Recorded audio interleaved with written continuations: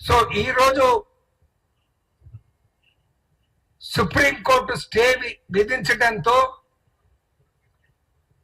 దేశ ప్రజల్లో ఒక విధ్వంసాన్ని రెచ్చగొట్టే ఒక చర్యకనేది ముగింపు పలికిందని నేను భావిస్తా ఉన్నాను. ఈరోజు పార్లమెంట్ లో కూడా ఈ అంశాన్ని లేవనెత్తామనేసి కొందరు సభ్యులు చెప్పడం జరిగింది. మోడీ గారు సరైన రీతిలో స్పందించాలి. భవిష్యత్తులో ఇటువంటివన్నీ ఈ దేశ సమైక్యతకు భంగం కలిగిస్తాయి. ఇది యాంటీ నేషనల్ స్టెప్, జాతి వ్యతిరేక చర్యగా భావించాలి. ఇటువంటి నిర్ణయాలు ఏ ప్రభుత్వం తీసుకున్నా ఆ ప్రభుత్వాన్ని వెంటనే బర్తరఫ్ చేయాలి. ఈ అంశంపై పార్లమెంట్ లో కూడా ఒక తీర్మానం చేయాలని నేను మనవి చేస్తా ఉన్నాను. ఇక యోగి ఆదిత్యనాథ్ వస్తే ఆయన పేరు యోగి ఆదిత్యనాథ్ గా ఉండటానికి అనర్హుడు. ఒక యోగి అని ప్రకటించుకునే వాడిలో, ఒక యోగిలో ఆయనలో దేశం ఉండకూడదు. దేశము లేనివాడే యోగి అని అనిపించుకోవడానికి అర్హుడు. అదే విధంగా ఆదిత్యనాథ్, ఆదిత్యుడంటే సూర్యుడు. సూర్యుని కిరణాలు అందరి మీద ప్రసరిస్తాయి. ఒకరి మీద ప్రసరించి ఒకరి మీద ప్రసరించకుండా ఉండయి.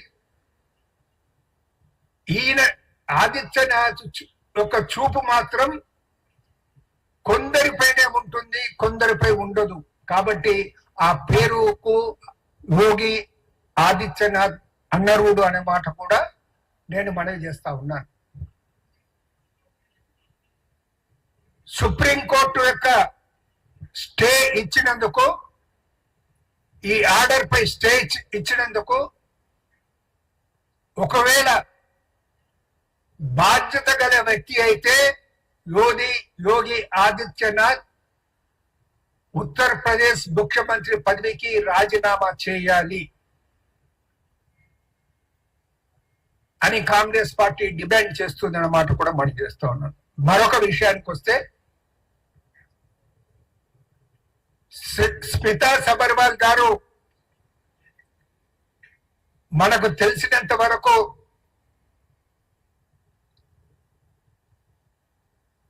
ఒక మంచి అధికారిని, కానీ వారు తమ నిన్నటి ట్వీట్ లో ఏ విధంగానైతే కొన్ని విషయాలపై స్పందించడం జరిగిందో దాన్ని కాంగ్రెస్ పార్టీ తీవ్రంగా ఖండిస్తుంది.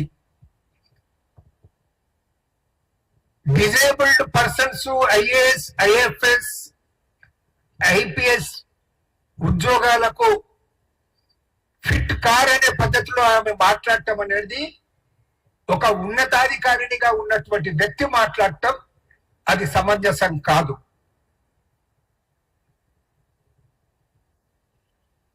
ఆ విభాగానికి అంటే డిజేబుల్డ్